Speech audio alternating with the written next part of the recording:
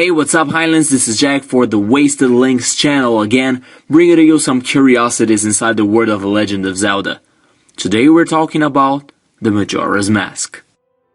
Majora's Mask is a mask that is the major plot point of The Legend of Zelda.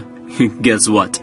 Majora's Mask, for the Nintendo 64. This ancient and powerful mask was once used in ancient tribes' rituals, and was later sealed away because of its evil magic, which was so devastating that it might cause the destruction of the entire world. The mask was later recovered by the Happy Mask salesman, a mysterious collector and seller of masks who was eventually robbed by the mischievous school kid. He then decided to use the mask's powers to draw the moon out of orbit and destroy the entire land of Termina by causing an impact between the moon and the planet. The mask has the ability to bestow an evil and wicked power upon the one who's wearing it. It also seems to have a certain extent of autonomy. The game even implies that it influenced the school kid to steal it. The mask is eventually able to ignore the school kid's personality and move on with its own will. With the evil power of the mask, Skull Kid was granted various undefined abilities while wearing it. In the game, this may include even the ability to metamorphose the physical appearances of people, contaminate Termina's weather and vegetation, fly, and control the moon. The mask is introduced as an accursed item from legend. It is said to have been used by a mysterious ancient tribe in its rituals.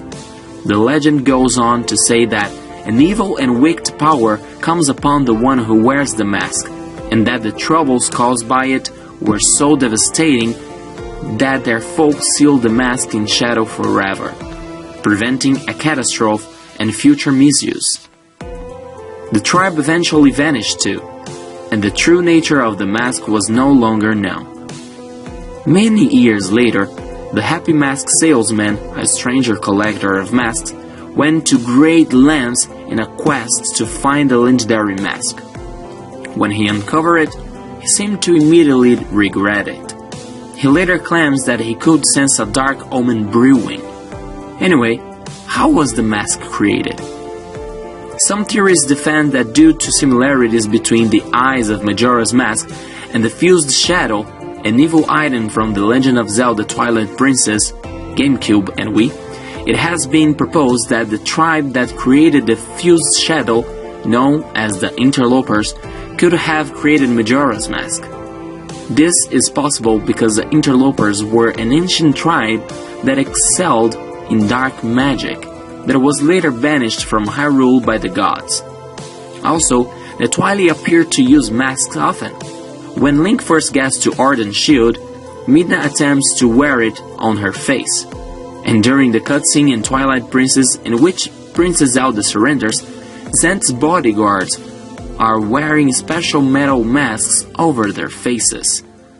Another explanation is present in Majora's Mask's manga, although not by official Nintendo authors, provides an original side story that attempts to explain the origin of the mask. In this story, Majora's Mask is revealed to have been made from the armor of a legendary beast named Majora, that lived around 10 million years before the events of Majora's Mask. The land in which Majora lived was not moving, but not that either.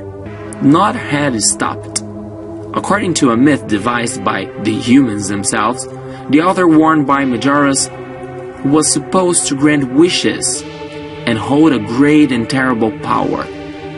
Warriors, adventurers, soldiers, men and women all sought after Majora for his armor, though they were all killed by Majora.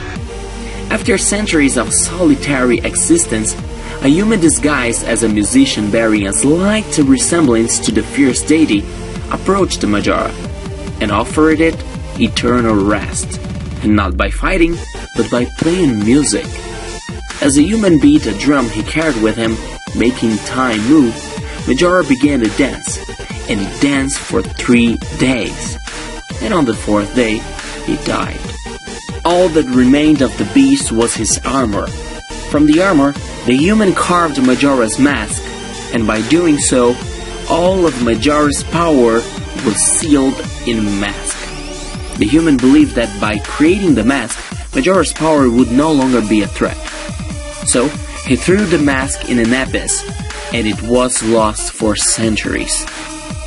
A second appearance is in The Legend of Zelda: A Link Between Worlds for the Nintendo 3DS, as a decorative item in Link's house, as well as in Reviel's shop. What further significance this has, if any, is unknown. Whether or not it's the actual mask itself and not a copy is also unknown. However, one interpretation is that Lorule, Hyrule's dark counterpart, is the very place of origin of the mask itself. Thieves' Town is home to a cult secretly formed by Princess Hilda to provide some manner of hope in a bleak world, all of whose members wear masks. It's possible that this is a remnant of the hexing tribe that created Majora's masks to begin with. Talking now about the Fierce Deity, the Fierce Deity's mask is the final transformation mask that Link can obtain in The Legend of Zelda: Majora's Mask. The mask allows Link to transform into the avatar of a mighty god. Ironically, Link obtains the mask from the child wearing Majora's mask just prior to the final battle with Majora. Some believe that the Fierce Deity was a nemesis of Majora's, possibly the hero who sealed Majora into the mask long ago, as is implied in Majora's Mask manga. Interestingly, the traveler bears a strong resemblance to Fierce Deity, who has darker than average skin and silver hair. And it's hinted in the story that this stranger is in fact a god, although why this being chose to approach and ultimately slay the beast is never explained, other than when he says, "I was drawn to this land by a strange force." Some further evidence pointing to this being the true identity of Fierce Deity, a point is made that the stranger is the first being that is able to overcome the beast of Majora, and that it does so with music that controls the flow of time.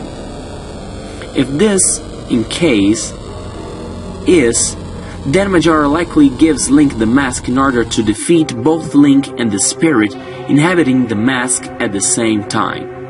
This theory assumes that the lunar child wearing Majora's mask is influenced by, or is himself, a personification of Majora.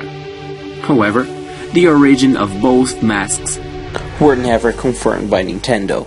That's it, Highlands. There was another video in our channel. If you liked the video, hit the like button and subscribe for more information about the Zelda universe. Don't forget to leave your question about the Majora's Mask or future subjects in the comments below, and suggestions are always welcome about what you would like to see in the next videos. See you guys next time.